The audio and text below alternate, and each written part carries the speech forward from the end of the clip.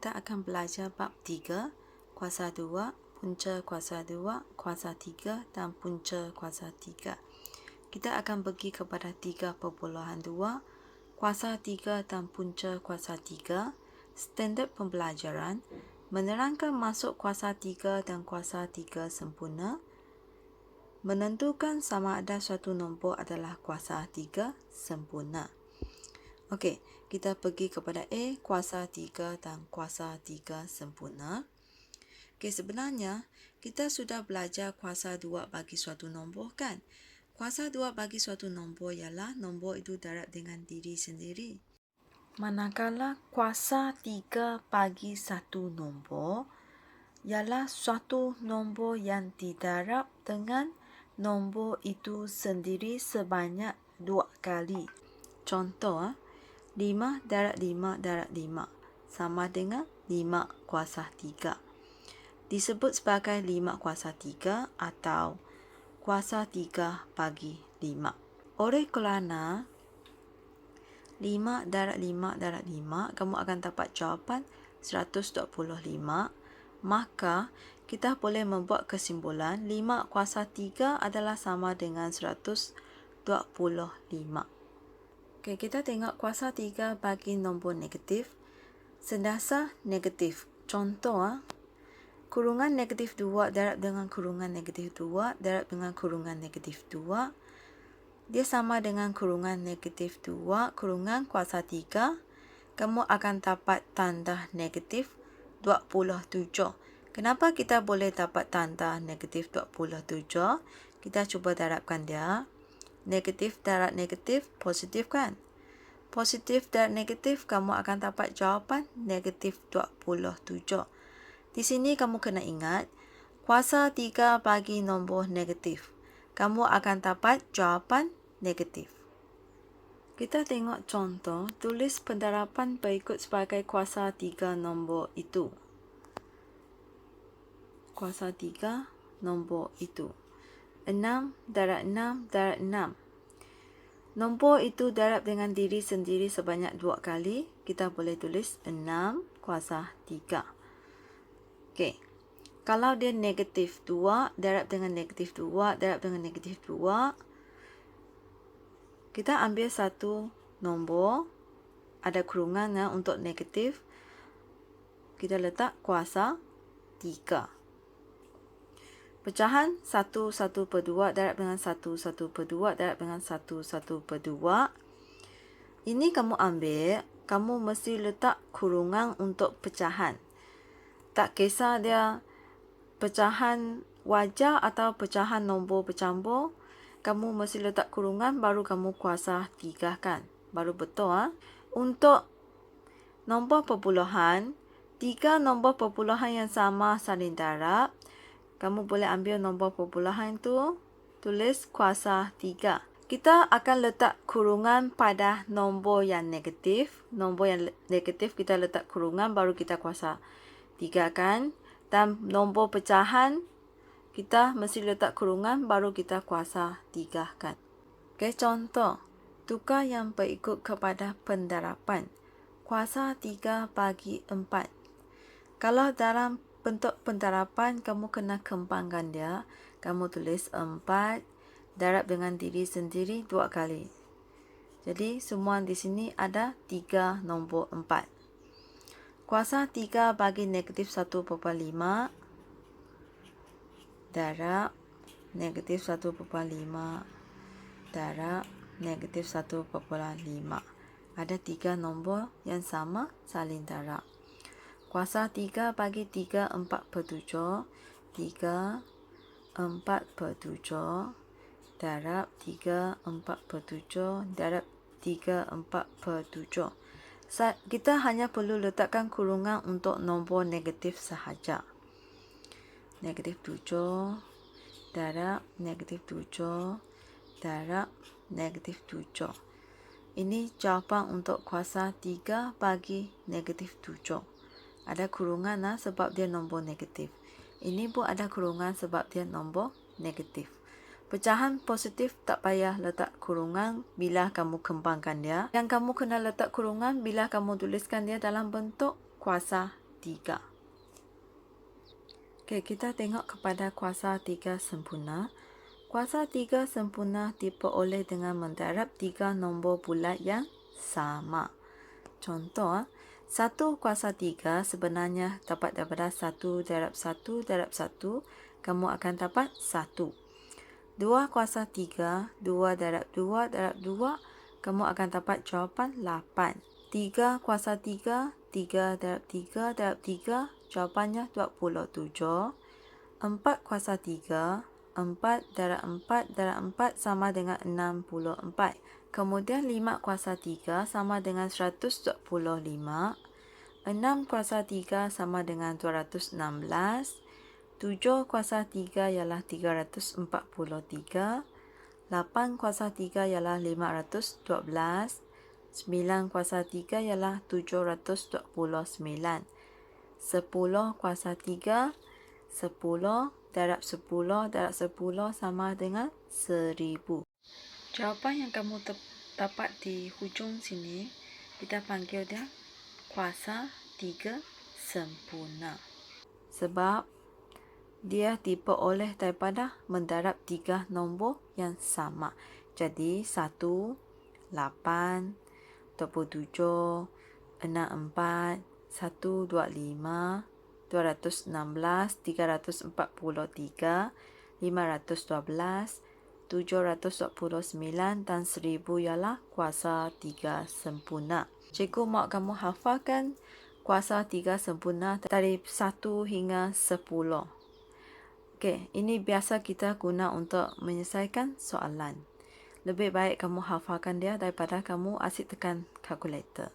Mengenal pasti kuasa 3 sempurna, kita akan mencari menggunakan kaedah pemfaktoran perdana. Apabila faktor perdana dapat dikumpulkan dalam 3 kumpulan yang sama, kita boleh katakan suatu nombor itu ialah kuasa 3 sempurna. Kita tengok contoh. Tentukan sama ada setiap nombor yang berikut ialah kuasa 3 sempurna atau bukan. A. Saya akan cari menggunakan kaedah pokok faktor. Okey, 36 ni sama dengan nombor 6 darab 6. Okey, 6 ialah 3 darab 2. Ini pun sama. 3 darab 2. Okey, 36 ni sama dengan 3 darab 2 darab 3 darab 2. Saya berhenti di sini sebab semua ini ialah nombor perdana. Okey, dia merupakan faktor perdana kepada 3, 6. Okey, nombor di sini, kalau 3 hanya ada 2 nombor yang sama, nombor 2 hanya ada 2 nombor yang sama, dia tidak boleh diakhirkan kepada 3 kumpulan yang sama. Jadi 36 bukan kuasa 3 sempurna. Okey, ini jawapan untuk A. Okey, B. Saya akan cari untuk menentukan sama ada nombor 64 ialah kuasa 3 sempurna menggunakan kaedah pembahagian berulang. Anda bahagi guna nombor perdana 2, 3, 5, 7. 64 bahagi 2, kamu akan dapat 32. 32 kamu bahagi dengan 2, kamu akan dapat 16. Kamu boleh kira di kertas lain atau tekan guna kalkulator.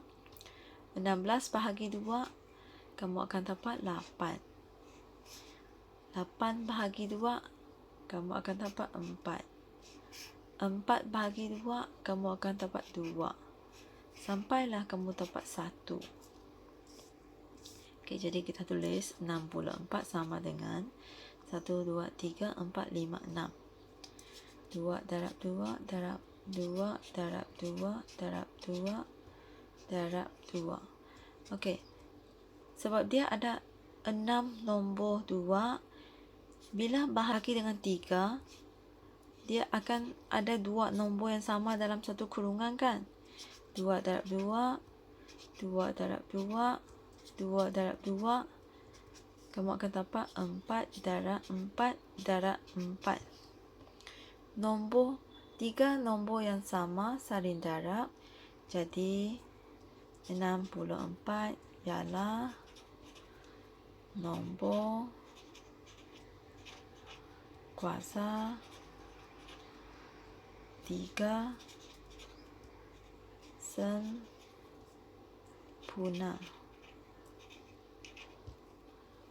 Okey, yang ni kita betulkan. 36 bukan nombor kuasa 3 sempurna. Okey, sekarang kita tengok C 240. Kita bahagi dengan 2 sebab dia belakang sifar, maksudnya nombor genap, boleh bahagi dengan 2. 2 bahagi 2, 1. 4 bahagi 2, 2 sifar. Kemudian bahagi dengan 2 lagi. 12 bahagi 2, 6. Kosong salin. Bahagi dengan 2 lagi. Kamu akan dapat 30. 30 bahagi 2, kamu akan dapat 15. 15 boleh bahagi dengan nombor pertama 3. 3, 5, 15. 5, 1, 5. Okey. 240 sama dengan 2 darab 2 darab 2 darab 2 darab 3 darab 5. Okey, kita tengok dapatkah dia diagih sama rata ke 3 kurungan. Nombor 3 hanya ada 1 saja. Nombor 5 pun hanya ada 1 sahaja. Jadi, kita tidak dapat agihkan faktor pertama ni ke dalam 3 kurungan yang sama. Jadi 240 bukan nombor kuasa 3 sempurna. Okey, kita tengok 512 belakang digit 2, maksudnya nombor pertama bahagi dengan 2. Okey. Kamu boleh kira secara manual atau kira menggunakan kalkulator. 512 bahagi 2. 256 kan? 6 nombor genap bahagi dengan 2 lagi.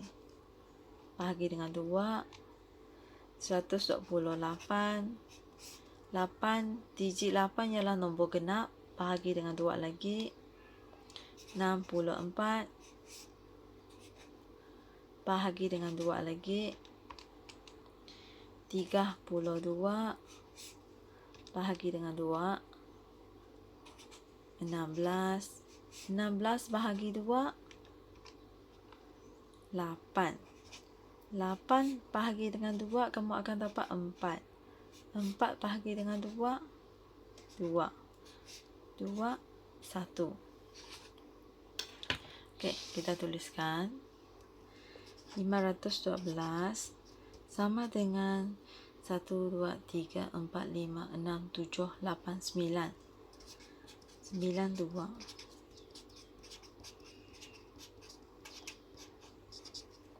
1, 2, 3, 4, 5, 6, 7, 8, 9.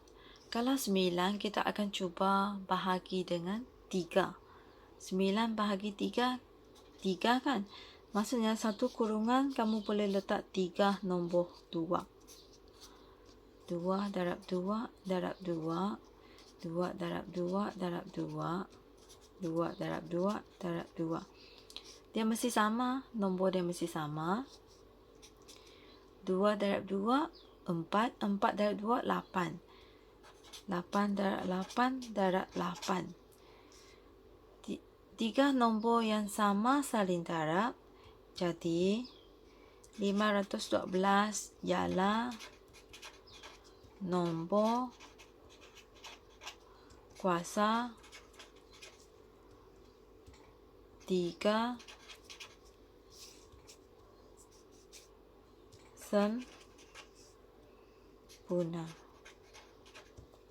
Okey, ini jawapan untuk D.